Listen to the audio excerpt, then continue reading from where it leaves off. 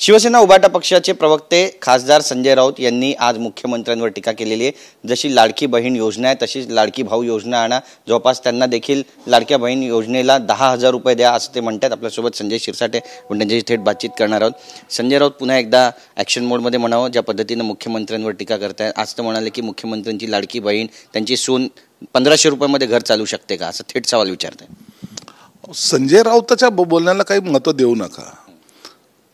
आजपर्यंत तुम्ही काय दिलंय?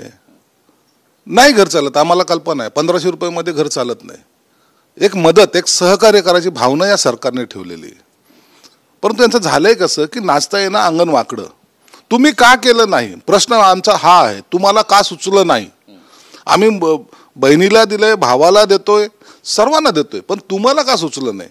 म्हणून आता पोटदुखी यांची ही आहे की सर्वसामान्य कुटुंबातली आमची बहीण, आमचा भाऊ आज सरकारशी अटॅच होत आहेत आणि सरकारच्या योजनेचा आम्हाला काहीतरी फायदा होतोय, ह्या जे त्यांच्यामध्ये चांगलं भावना निर्माण झाली याला कुठेतरी छेद द्यायचा हे प्रयत्न करत आहेत। म्हणून आम्ही त्यांची चिंता करत नाही। आमचा सर्वसामान्य माणूस हा केंद्रबिंदू आहे, तो खुश झाला पाहिजे, त्याला काही ना काही का होईना एक थोडा मदतीचा हात आपल्याकडून दिला गेला पाहिजे, ही त्याच्या मागची आमची भावना आहे। पण मुख्यमंत्री लाडकी बहीण योजनेनंतर शरद पवार यांनी देखील टीका केली। ते म्हणतात की लोकसभेचे जे निकाल लागले त्याचे हे परिणाम आहेत आणि ज्यावेळी हार समोर दिसते त्यावेळी लाडकी बहीण लाडका भाऊ आठवतो। अहो, लोकसभेमध्ये काय निकाल लागलेत काय नाही लागलेत त्याचं सोडा, त्याचं विश्लेषण आपण वेगळं करू शकतो। परंतु देण्याचं दानत या सरकारमध्ये हे मान्य कराल का नाही? स्वतः शरद पवार 4 वेळेला मुख्यमंत्री होते, काय केलं त्यांनी? हा प्रश्न स्वतःसाठी कधी विचाराल का नाही? जाती जातीमध्ये भांडणं लावणे आणि त्यांना झुलवत ठेवणे हेच सरकारचा विषय होता, अजेंडा त्यांचा तोच होता। परंतु आता सरकार हा सर्वांना, सर्व व्यापी लोकांना, सर्व समाजाच्या लोकांना घेऊन आज जेव्हा एखादी योजना आणतं, एखादा घोषणा करतंय, तर त्याचं स्वागत करण्यापेक्षा त्याच्यावर टीका कशी करता येईल, अरे याच्यामुळं आपली मतं कमी होतील या भीतीपोटी यांनी केलेले हे वक्तव्य आहे। नक्कीच वाघनखांचा महत्त्वाचा विषय, साताऱ्यामध्ये वाघनखं पोहोचलेली आहे। आदित्य ठाकरे टीका करतायत। आदित्य ठाकरे म्हणतात की जनतेच्या पैशावरती फिरायला गेले मंत्री आणि मग जनतेचे पैसे देणार का, असा प्रश्न ते त्या ठिकाणी उपस्थित करतात। जयंत पाटील म्हणतात की भाड्याने वाघनखं आणली, टीका टिप्पणी सुरू झाली आहे। मुळामध्ये यांचं आणि छत्रपती शिवाजी महाराजांचं काही देणं गेलं नाही। एक अभिमान वाटला पाहिजे की या सरकारने शिवाजी महाराजांनी वापरलेली वाघनखं आज आपल्या भारतात आणलेली आहेत, परंतु त्याच्यावरही टीका करतात। मुळात यांना सरकार चालवता आलं नाही। आता वाघनखं आणायला जर तो दरकोस दरमुक्कामाने असं जावं मुनगुटी वारणे विदेशात, असं जर यांचं मत असेल तर आश्चर्य। एकीकडे म्हणतात भाड्याने आणली असेल, एकीकडे म्हणतात ते नकली आहे का असली, याच्यावर वाद घालतायत। मग त्याचा एकदा वापर आपसामध्ये करून बघा ना, वाघनखं घ्या, जा आणि आपसामध्ये थोडंसं वापर करा, वाघनखं घुसतात का नाही आतमध्ये ते म्हणून कशावर टीका करतायत? उद्या हे कोणत्याही गोष्टीवर टीका करतील। म्हणून जे काही आपले जे काही पूर्वज होते, ज्यांच्याबद्दल आपल्याला स्वाभिमान असला पाहिजे, ज्याच्याबद्दलचा आपल्याला आदर असला पाहिजे, त्याची एखादी वस्तू त्यासाठी जर कोणी आटापिटा करून ते आणत असेल तर त्याचं स्वागत करा, त्याच्यावर टीका करू नका, त्याचं स्वागत करा।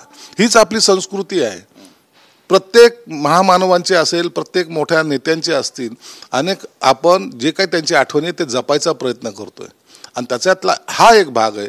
शिवाजी महाराजांनी अफजल खानचा जो कोतळा काढला आहे ज्या वाघनखाने, ते वाघनखं आज आपल्याला पाहायला मिळतात प्रत्यक्षात। याचा आनंद साजरा करण्यापेक्षा हे गेले कसे, हे आले कसे, हे भाड्याने आणले, ह्यावर चर्चा होत आहेत। मला वाटतं हा तमाम हिंदुत्ववादी लोकांचा हा अपमान आहे। महाराजांचा तर आहेच आहे, त्यांच्या वाघनखावर आक्षेप घेणं हा त्यांचा सुद्धा अपमान आहे असं मी मानतो।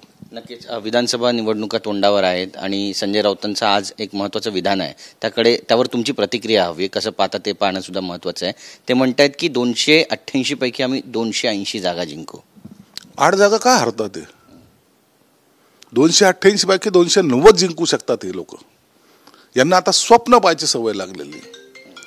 हे मुळामध्ये स्वप्नामध्ये जगणारे लोक आहेत। लोकांसाठी काम करायचं नाही, लोकांमध्ये कधी जायचं नाही, लोकांना कधी भेटायचं नाही आणि असा आविर्भाव बोलायचा की जसे लोक यांची वाट पाहू नयेत, अरे बरं झालं तुम्ही उमेदवार दिला, आम्ही तुम्हालाच मतदान करणार आहोत। हे सर्व स्वप्नात पाहतायत. यांचं अस्तित्व या विधानसभेमध्ये येणाऱ्या मध्ये असणार नाही एवढं निश्चित आहे. यांच्या ऐवजी काँग्रेस थोडे बहुत जर प्लस झाली तर होऊ शकते, परंतु हे निश्चित मायनस होतील. नक्कीच. पण मुंबईमध्ये सुद्धा जास्त जागा मागते उभाटा पक्ष, 25 जागा मागते 36 पैकी. कसं पाहता? यांची युतीच होणार नाहीये. काँग्रेसवाले यांच्याशी बोलत सुद्धा नाहीयेत. आजही तुम्ही बघा, काँग्रेसवाले यांच्याशी बोलत सुद्धा नाहीत. हे सगळं यांची दारोमदार जे आहे ते शरद पवार साहेबांच्या खांद्यावर आहे. जेव्हा शरद पवार साहेब त्यांचा खांदा झटकतील तर हे सगळं त्यांच्या पायाखाली दिसतील. म्हणून आता असलेला स्वाभिमान वगैरे वगैरे ज्या गप्पा आहेत हे आता संपलेले आहेत. शिवसेना प्रमुख टायमाला असलेला स्वाभिमान आज तो सिलोरोगच्या दाराशी पहारेकराच्या भूमिकेत आहे. नक्कीच. पण तुम्हाला वाटतं भविष्यामध्ये या युतीमध्ये विकास आघाडीमध्ये बिघाडी होईल? बिघाडी झालेलीच आहे.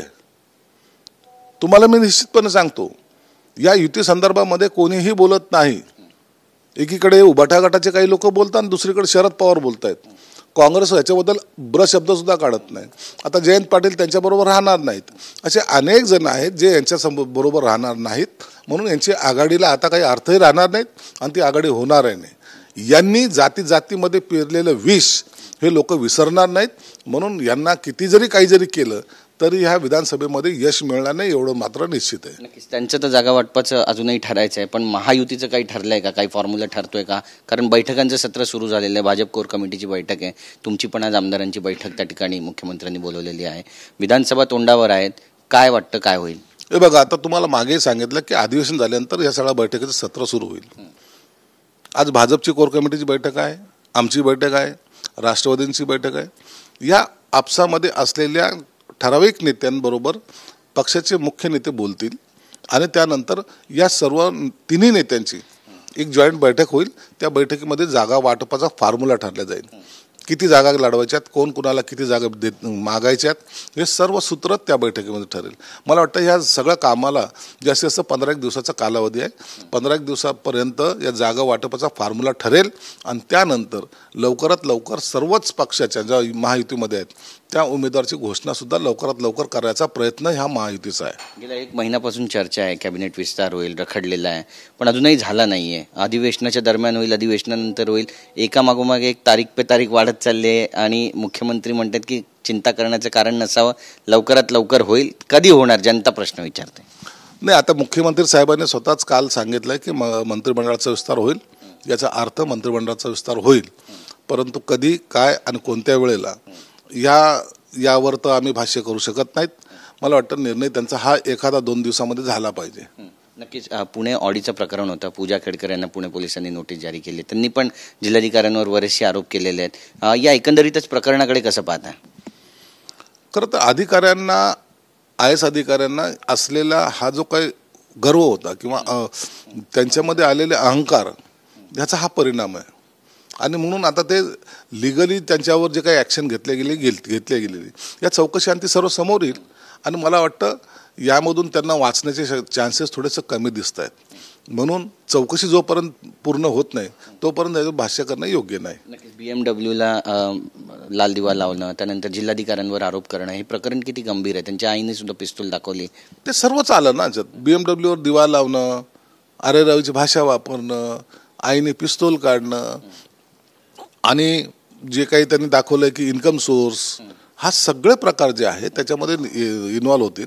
आता एखाद्या वेळेला चौकशी जेव्हा पुढे लागते त्या टायमाला या सगळ्या गोष्टीचा बारकाईने विचार केला जातो आणि याचा सर्व चौकशी अंती निर्णय हे सरकार घेत असतं. जरांगे पाटील यांनी थेट प्रवीण दरेकर यांना चर्चेला बोलवलेलं आहे आणि त्यांनी एक विधान केलं आहे फडणवीसांबाबत. ते म्हणजे की महाराष्ट्राला रक्तबंबाळ करण्याचा जो कट आहे, डाव आहे, तो फडणवीस यांनी रचलेला आहे, पण हा डाव आम्ही उधळून लावणार आहे.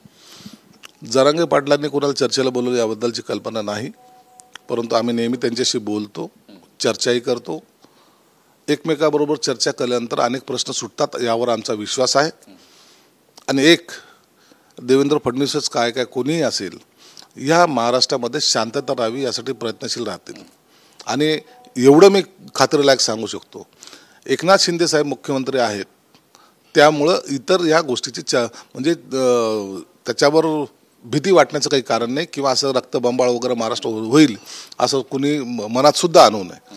शिंदे साहेबाची भूमिका स्पष्टपणे सर्व समाजाला बरोबर घेऊन जाण्याची आहे. मराठा समाज असो, ओबीसी समाज असो, हा आमच्याशी जोडल्या गेलेला आहे आणि त्यांना कुठेही कुणावरही एकमेकावर हात उगारला जाऊ नये, कुणी कुणाला दगड मारू नये या भूमिकेत आम्ही आहोत. म्हणून त्याची चिंता करू नका. सर्वजण आपण गुण्यागोविंदाने राहू. महाराष्ट्र हा तुमचा आमचा सर्वांचा आहे. म्हणून हा जेवढा चांगला करता येईल तो प्रयत्न शिंदेसाहेब जरूर करतील. छगन भुजबळ काही दिवसांपूर्वी शरद पवार यांच्या भेटीला गेले होते. जयंत पाटील यांनी महत्त्वाचं विधान केलं की बरेचसे लोक आमच्या संपर्कात आहेत आणि पुन्हा एकदा राष्ट्रवादी शरद पवार गटामध्ये येण्यास इच्छुक आहेत.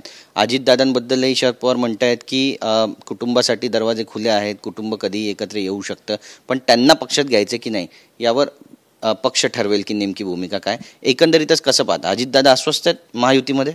नाही, महायुतीमध्ये अजितदादा अस्वस्थ बिलकुल नाहीत. अत्यंत चांगल्या पद्धतीने काम करतायत. परंतु राजकारणामध्ये कधी काय घडेल याचा काही नेम नसतो. म्हणून आता येणाऱ्या विधानसभेच्या पूर्वी ज्या काही घडामोडी होतील, मग कोण कुठं जाईल, कोण कुठं राहील याचा सर्व निर्णय तुम्हाला या 15-20 दिवसात झालेला दिसेल. म्हणून आता त्याच्यावर भाष्य करणं योग्य नाही. परंतु अजितदादा महायुतीमध्ये चांगल्या प्रकारे आहेत आणि मला वाटतं ते महायुतीतून बाहेर पडणार नाहीत. धन्यवाद आमच्याशी बोलल्याबद्दल. तर मोठं विधान या ठिकाणी संजय शिरसाट यांनी केलेलं आहे. अजितदादा महायुतीतून बाहेर पडणार नाहीत असं महत्त्वाचं विधान केलं आहे. काय घडेल पाहणं महत्त्वाचं ठरेल. कॅमेरा पर्सन सिद्धेश नाईकसह गिरीश गायकवाड, TV9 मराठी, मुंबई.